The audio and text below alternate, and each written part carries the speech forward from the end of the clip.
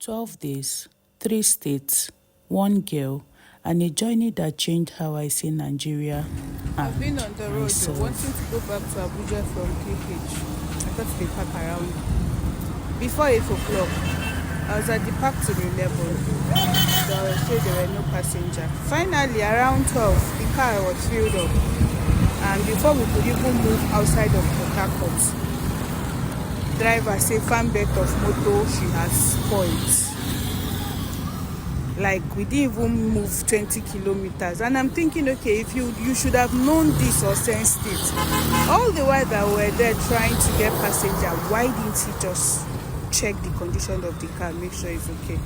Now we are at the middle of the road, and this is almost 1 o'clock. We are still in PH. I'm just thinking of the time I'll get to Abuja today.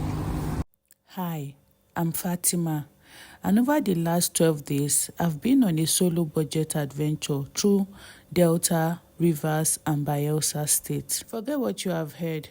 The Niger Delta isn't just oil and politics. It's beauty, culture, and stories waiting to be told.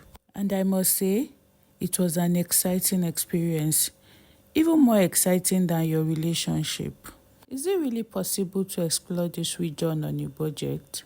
I will be making a video where I break down the total cost of this trip, from the transportation to food and accommodation. But honestly, no amount was too much for the experience.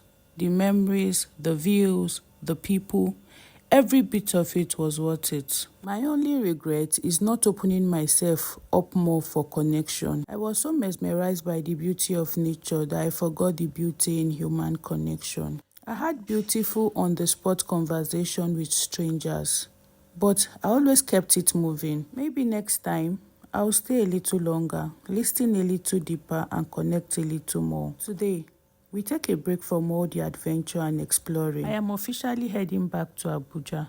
I can't explain how much I missed my bed. The initial plan was to explore the entire South region in one go, but my account decided otherwise. And honestly, my social battery has run out. But like the saying goes, we go again.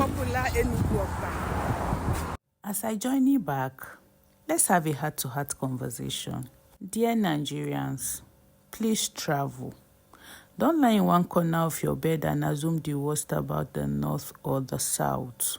Go out, explore, experience something different from what you are used to.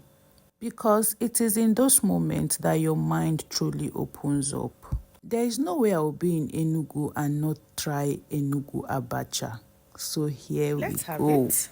This trip made me realize just how beautiful Nigeria is and how we have more in common than we think. Only if we take the time to know one another, we can bridge our differences, one story, one trip at a time. At the beginning of this trip, I actually regretted not taking the free flight ticket that I was offered. But looking back now, I am glad I stuck with the road adventure. It gave me a chance to experience what the eastern part of Nigeria felt like. The chaos that came with this trip honestly made it even more fun. We were all young people on the bus, and it kind of felt like an excursion. Let me not even talk about the number of times we tackled the driver for one thing or another. Then the gay student who has sworn never to spend his money on a woman, but kept asking me if I needed anything. And I had to remind him I was a woman too. Honestly, it felt like a mini high school reunion.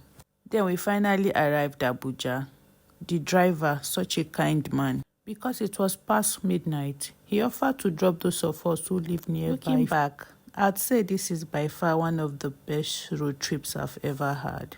This might be the end of this journey, but it's only the beginning of many more adventures. We saw, we explored, and my pockets may be crying, but my heart is full. Until next time, keep exploring, keep learning, and keep loving Nigeria, one trip at a time. Toodles.